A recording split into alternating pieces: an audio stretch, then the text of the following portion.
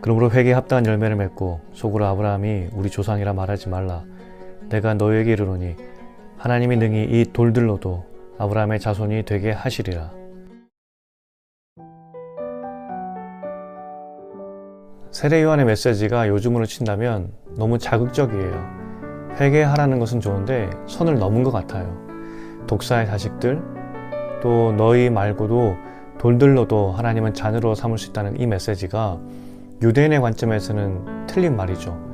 일단 아브라함의 자손들이 독사의 자손이 될 수 없어요.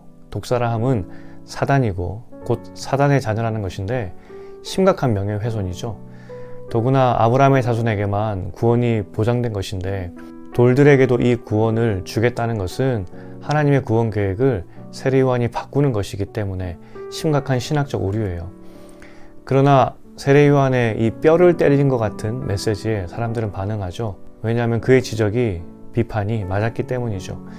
그래서 세례 요한의 회개를 위한 세례에 사람들이 동참했어요. 이때 세례 요한에게 와서 진정한 회개를 위해서 무엇을 해야 하느냐고 사람들이 물어요. 그 내용이 10절부터인데 일반 백성에서부터 착취하여 돈을 벌었던 세리들도 심지어 군인들도 와서 앞으로 어떻게 살아야 되는지를 물어요. 정말 사람들 마음에 진정한 돌이킴이 일어난 거예요. 복음서는 분명 예수님의 십자가 사건에 집중되어 있죠. 그것이 성경의 핵심 이야기고 진리이기 때문이에요. 그러니 거기에 집중하는 것이 맞아요. 그러나 예수님의 길, 그 왕의 길을 예비하는 세례 요한에 대한 관심은 좀 떨어지는 것이 사실이에요. 인류 구원을 위해 오시는 예수님의 길을 6개월 전에 먼저 태어나서 예비한 사람이 세례 요한이에요. 하나님이신 예수님이 이 땅에 오신 것은 재창조와 같은 엄청난 사건이에요. 이 엄청난 일을 준비한 사람이 바로 세례 요한인데 관심은 좀 적어요. 오늘 본문은 세례 요한의 이야기를 비교적 자세히 기록해요. 그리고 그가 어떻게 예수님의 길을 준비하였는지를 잘 보여줘요. 그것은 사람들의 마음을 가난한 마음으로 만들었다는 거예요. 나는 예수가 필요한 존재임을 알게 했다는 거죠. 세리나 군인들은 사실 메시아가 없어도 살 사람들이에요. 사회적 지위나 재력을 보았을 때 사는데 문제가 없는 사람들이죠. 그러나 그들조차도 메시아가 필요하다는 것을 깨닫게 만들었던 것이 세례 요한의 사역이에요. 즉, 가난한 마음을 만들었죠. 성경에서 가난한 마음은 주님이 아니면 안 됩니다 하는 마음이에요. 나는 독사의 자식이며 저 돌들보다 못한 사람입니다. 이것을 인정하는 마음이에요. 그리고 이렇게 인정하는 것이 신앙의 출발이죠. 이때 비로소 예수님이 우리 삶의 주인이 되실 수 있는 것이죠. 오늘도 우리는 열심히 일을 할 거예요. 열심히 공부하고 또 미래를 준비하겠죠.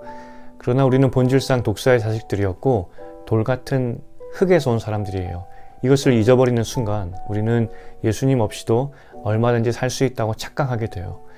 본질상 먼지였던 우리가 예수의 손이 잡히니 생명을 얻었는데 우리의 본질을 잊으니 예수님이 더 이상 없는 것이죠.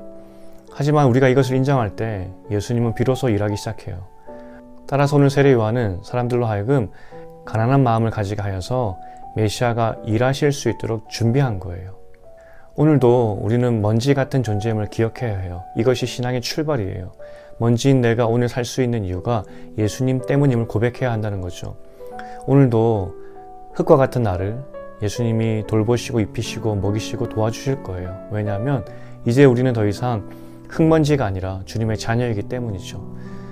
오늘도 주님과 함께 먼지 같은 인생이 아니라 주님의 귀한 자녀로 살기를 축원드립니다. 하나님 아버지, 먼지 같은 나를 사랑하여 주셔서 감사합니다. 주님 없이는 한순간도 살 수 없는 연약한 존재임을 고백하오니 오늘도 내 삶을 이끌어 주시고 함께하여 주시옵소서. 예수님 이름으로 기도합니다. 아멘.